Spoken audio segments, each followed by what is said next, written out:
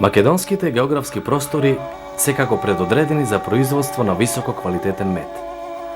Густите и разновидни шуми, живописните долини, питомите ливади, родните полиња, чистите води и воздух, бујната медоносна флора, благопријатната клима и еколошки чистата животна околина се основните претпоставки за вака високото реноме што го ужива нашиот мед во земјата и пошироко.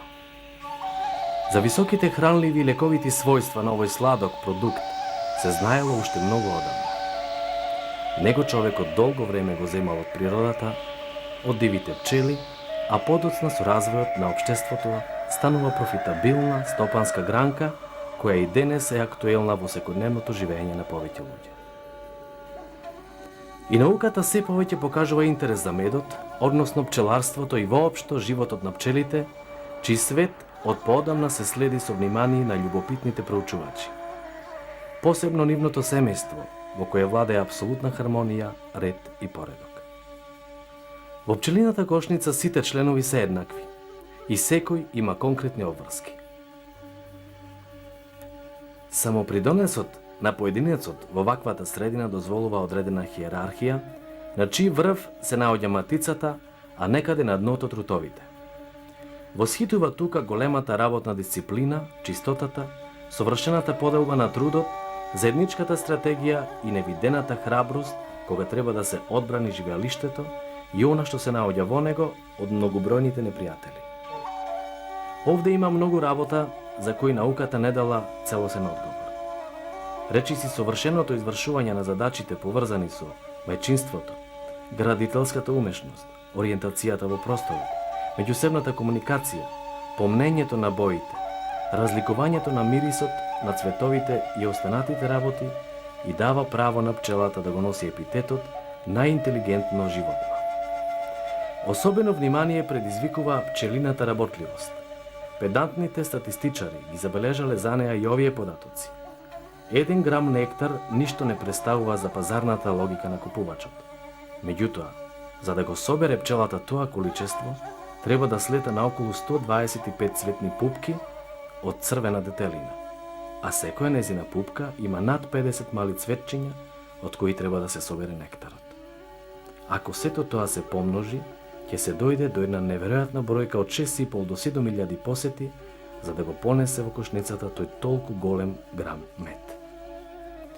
Или за да се произведе 1 килограм мед, пчелите во кошницата треба да донесат од 120 до 150.000 пчелини товари нектар, треба да се застане на повеќе од 10 милиони цветови. За оваа пак работа, педантниот математичар пресметал дека пчелите треба да поминат скоро 400.000 километри. Своје место во производството на медот има и човекот. Ако изборот на изворите за нектар го вршат директните производители пчелите, пчеларот е тој кој им помага речиси во текот на целата година како полесно да соберат повеќе мед. Пчеларењето, освен што представува голема љубов кон природата, кон пчелите како едни од најинтересните мали живи суштества, тоа се повеќе станува и профитабилна стопанска гранка. Оттаму и овде науката, стручноста и знаењето се основни претпоставки за што поголема продукција на високо квалитетен мед. Во пчеларникот и надвор од него, за пчеларот постојат многу конкретни задачи.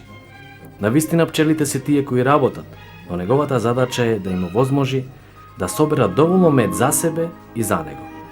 На таков начин, дадената помош што е во функција за зголеменото производство, ќе ги задоволи сите директни или индиректни учесници кои очекуваат повеќе мед. Пчелите, пчеларот и консументите. Со ова не се исполните сите обврски, зашто не е доволно само да се произведе мед, туку и каков квалитет има тој. Се знае дека вистински мед е само оној на кој што пред вадењето од саќето ништо не му е додадено или одземено. Само тој представува чист природен мед. Строгите стандарди за овој пчелин продукт велат дека името мед може да го носи само она што е производ на пчелите. Оваа густа, блага, сирупеста или кристалеста материја има специфичен мирис и вкус со бледо жолта или темно кафејава боја. Се што е пчела не значи дека произведува мед. Таквиот епитет го носат само медоносните пчели, кои ги има во повеќе видови. Кај нас во Македонија најпознати вакви пчели се Apis mellifera L и Apis dorsata fabricius. Треба да се напомене дека медот потекнува од нектарот што го собираат пчелите од цветовите и другите билни сладки сокови. Тие, нектарот, го преработуваат во мед и го внесуваат во саќето. Нектарот за медликата пчелите го наоѓаат најмногу во цветовите на багремот, липата, костенот, врбата, брестот, леската, дренот и останатите цветови, а медликата во соковите на овие и другите растенија. Покрај овие, пчелите ги користат и иглолистните дрва, борот и елата. Како порачани за паша се и големиот број на цветови на тревните и индустриските растенија, што ги има во изобилие во планините, планинските и рамничарските ливади, речните долини, чаирите и полјаните, меѓите и нивите, детелина, нане, мајчина душичка, луцерка, сончоглед, маслодена репка, разновидни барски и други цветови. Кон оваа изобилна медоносна флора треба да се спомнат и цветовите на овошните дрвја, јаболкницата, крушата, сливата, црешата, праската, кајсијата.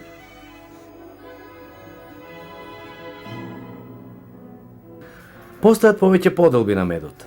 Според потеклото и неговиот состав, има 3 основни групи на мед. Цветен, добиен од цветовите на багремот, липата, детелината и слично. Четинарски, добиен со лачење на некои сокови од борот, смреката, елата. И медлика, собран како лачевина што се појавува кај некои дрва.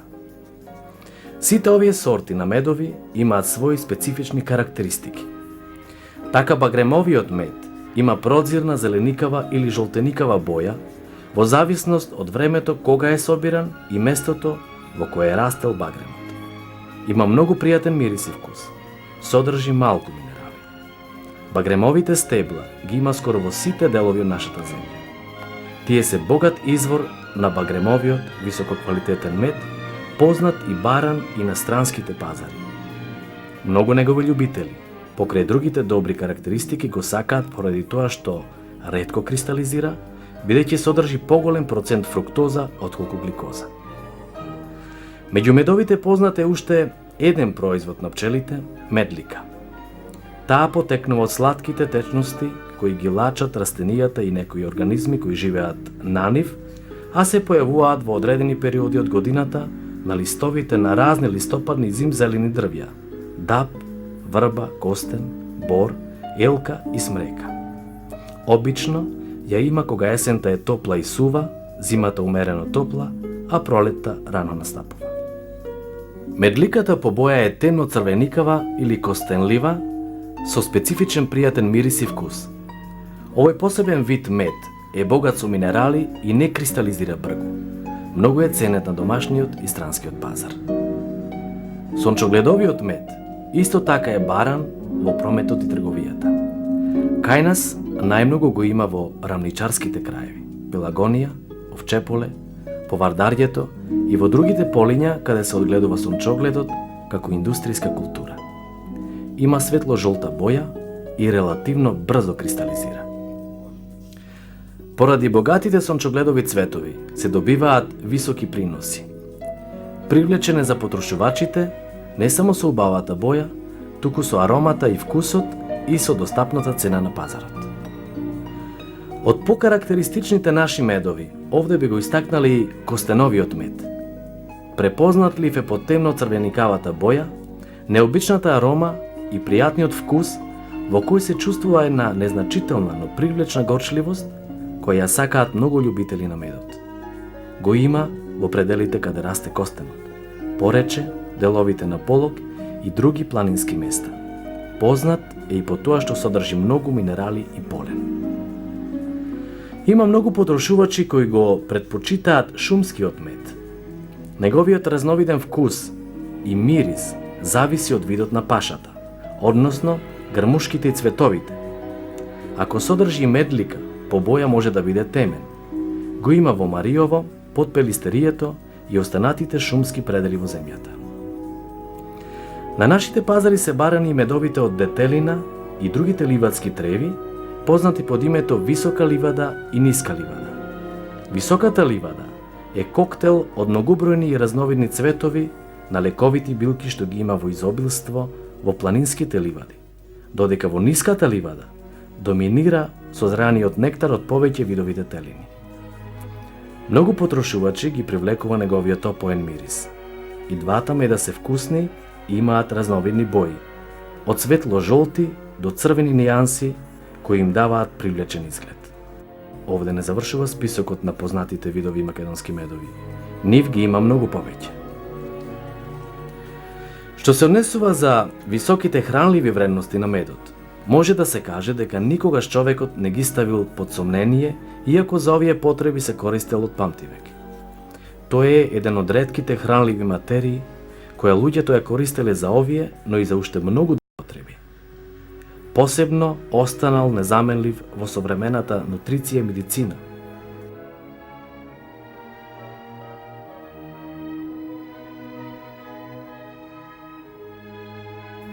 Во библиските текстови и другите стари записи има повеќе искажувања за медот. Така во Библијата на едно место се зборува за пребогатата земја Ханајана, во која течело мед и млеко, а во Давидовите псалми се велича скапоценноста на медот. Постојат и материјални траги, цртежи, апликации и предмети од пред повеќе десетини илјади години во кои се кажува за значењето на пчелите и медот. Во еден древноегипетски календар од пред 3.500 години пред нашата ера на папирус се зачувани рецепти по кои што се лечеле одредени болести. Старите цивилизации на Египет, Месопотамија, Индија, Кина, античките народи доста знаеле за корисноста на медот. Најдобро зачувано сведоштво се мумиите на египетските фараони кои биле балсамирани со материи што содржеле мед. Нешто слично било направено со телото на Александар Македонски, кој бил пренесен од Азија во Македонија во ковчег излепен со мед и восок. Таткото на медицината Хипократ доживеал длабока старост токму поради тоа што се хранел со мед. Широка примена наоѓа медот во козметиката. Од него се прават разни кремови, маски, лосиони, шампони и многу други козметички препарати. За оваа цел се користел кај повеќе цивилизирани народи. Меѓу другите сведоштва е она за најпрочените жени на Римското царство, Попеја, сопругата на Нерон, и Клеопатра, големата љубов на Цезар, кои својата убавина ја стекнале благодарение на употребата на медот.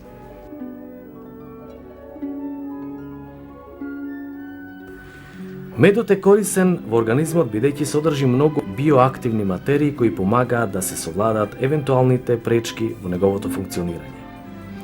Врз основа на многубројни научни испитувања се дошло до сознание дека медот содржи во себе 18% вода, 34% инвертен шеќер во вид на гликоза, 41% фруктоза, 2% сахароза, 1,5% белтоци, 0,7% разни минерални елементи во форма на пепел, потоа некои органски киселини, пигменти, декстрини, колоидни материи, ферменти, хормони, витамини. Како мултиматеријална материја, медот покрај 30-тината шеќерни состојки може да содржи над 180 вакви секундарни супстанции кои не дозволуваат нивото на шеќерот во крвта да расте премногу брзо. Со многу анализи е потврдено дека медот, кој што има потемна боја, содржи повеќе минерални материи, посебно железо, бакар, манган. Сигнификантни се доказите за влијанието на железото и бакарот од медот на количеството на хемоглобинот во крвта на човекот. Експлицитно е потврдено дека децата испитаници кои во храната редовно добивале мед, во однос на контролната група на други деца кои се хранеле со иста храна, но во неа немало мед, во просек имале зголемено количество на хемоглобин во нивната крв за 8,5%. Со ова се докажало дека медот помага во лекувањето на анемијата, настаната како последица од слаба исхрана. Бидејќи има особина преку желудникот бргу да се впива во лимфниот систем, а преку тоа и во крвта и ткивото на човечкото тело, неговите високи хранливи лековити вредности без долго задоцнување ја стимулираат работата на срцето, го поттикнуваат растењето кај децата и им помагаат на сите оние кои се изложени на поголеми физички и интелектуални напори, вклучувајќи го и брзото закрепнување на болните, изнемоштените и другите реконвалесценти. Некои популации имаат посебна потреба од мед. Така покрај малите деца кои треба во нивното младо тело да внесуваат многу од спомнатите органски и други материи, што ги поседува медот и другите пчелини производи, доста го користат и спортистите за совладување на големите физички напори на кои се изложени за време на надпреварите. Присутната гликоза преминува во лимфниот систем, а потоа преку бројните физиолошки и други органски процеси ги стимулира мускулите на дополнителни напрегања. Со пчеларство се занимавам уш од мали години. Првите пчелини беа даени од татко ми. Како поклон, 30 сандуци и со ними почнав. Покрај медот производваме млеч, прополис, восок. Јас сум овој што ме гледаш. 82 годишен човек. Уште и бркам сите работи. Најпоќе осеќам да ми користи тона парата кога работам кај пчелите. Изнемоштена кога да му уморен, здрав ќе си дојдам отаму. Исто така, геријатријата во медот нашла вистински природен поттикнувач кој го забавува старењето на клетките во телото, ја враќа физичката сила и им помага на виталните органи да функционираат подолго. Утврдено е дека оние возрастни луѓе кои користеле во својата храна пчелини производи имаат подобрена циркулација на крвта и нормално функционирање на централниот нервен систем. Се препорачува дневно возрастните да користат од 60 до 150 грама мед. За децата, оваа количина треба да се преполови.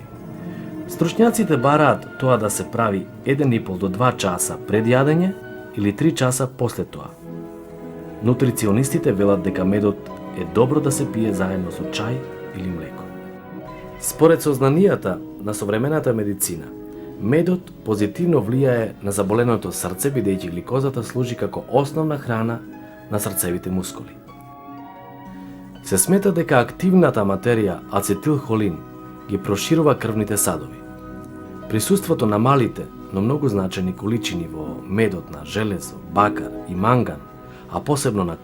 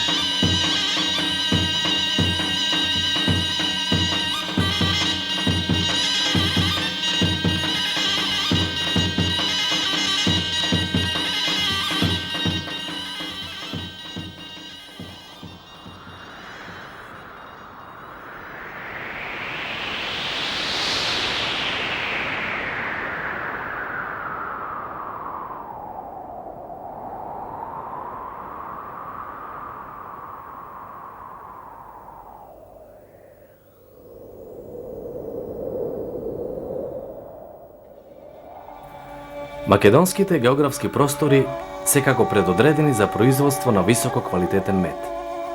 Густите и разновидни шуми, живописните долини, питомите ливади, родните полиња, чистите води и воздух, бујната медоносна флора, благопријатната клима и еколошки чистата животна околина се основните претпоставки за вака високото реноме што го ужива нашиот мед во земјата и пошироко. За високите хранливи и лековити својства на овој сладок продукт се знаело уште многу одамна.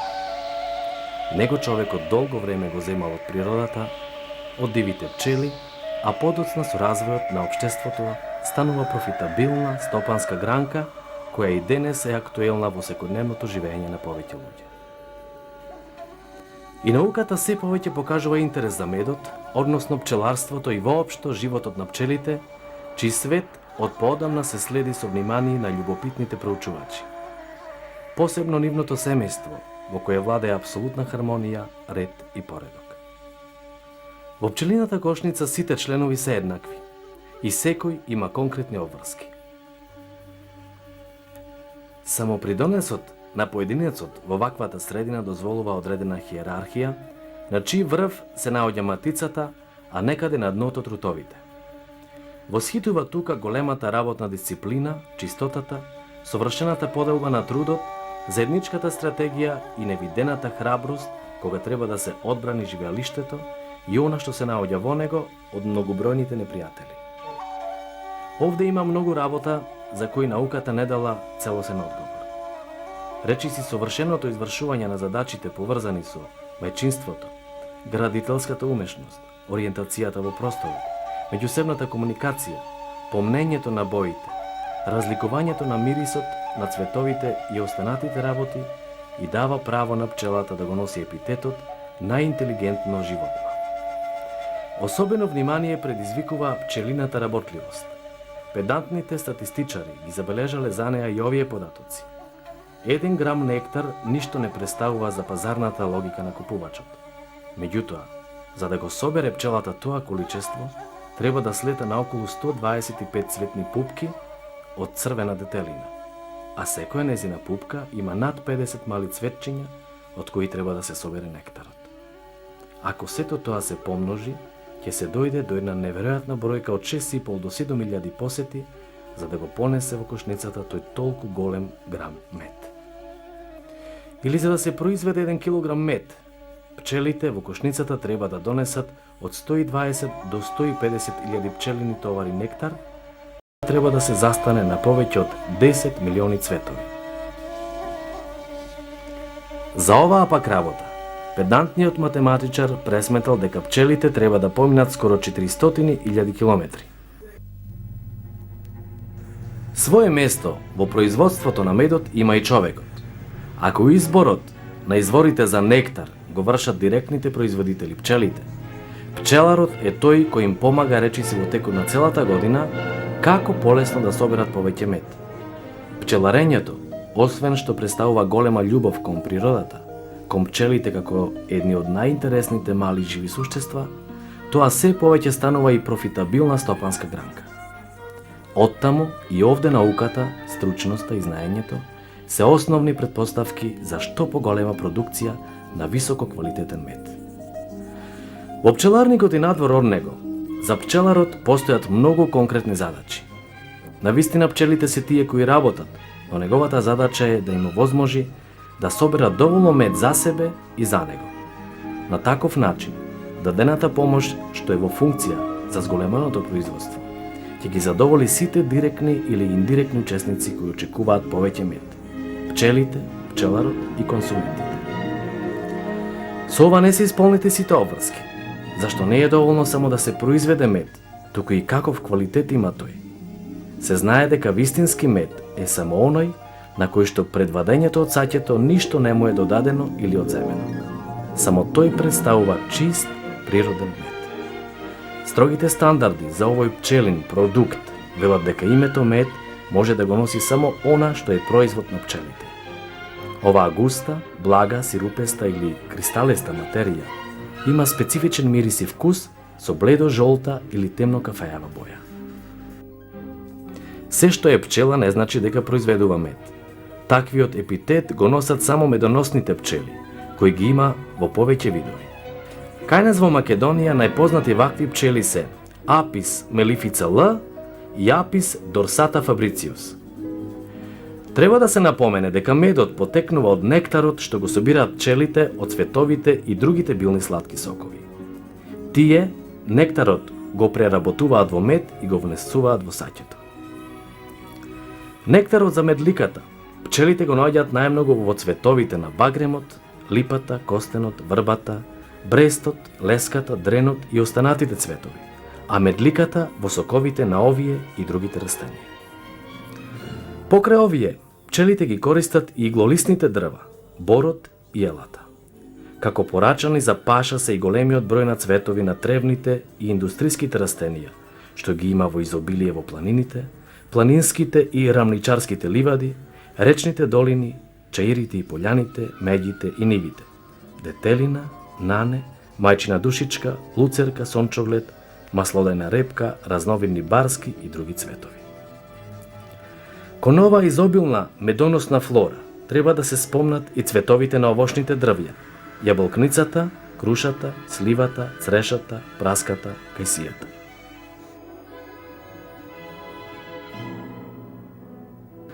Постојат повеќе поделби на медот. Според потеклото и неговиот состав, има 3 цветен, добиен од цветовите на багремот, липата, детелината и слично, четинарски, добиен со лачење на некои сокови од борот, смреката, елата, и медли како лачевксин, витамин К, фолна киселина и биотин. Различноста на количините е разбирлива ако се имаат во вид условите во кои растат растенијата и цветовите од кои го собираат пчелите медот. Инаку познато е значењето на витамините за организмот и за биолошките процеси, што се извршуваат со нивна помош во организмот. Тие се незаменливи биокатализатори во метаболизмот на човекот. Тука е одговорот зошто медот, покрај високите хранливи вредности, помага и во лечењето на разни болести. Освен спомнатите состојки, бе го истакнале и присуството во медот на хормоните, белковините, ацетилхолинот, антибиотиците и фитонцидите. Ваквиот квалитетен состав на органски материи му овозможуваат на медот да биде незаменлива храна за секој човек, независно од возраста. Неговите нутрициски, лековити, кулинарски и други позитивни својства, но овој неповторлив биостимулатор и силен создавач на енергија во човековиот организам, секогаш му овозможувале на медот да биде ценет продукт независно од тоа каде и кога е собран.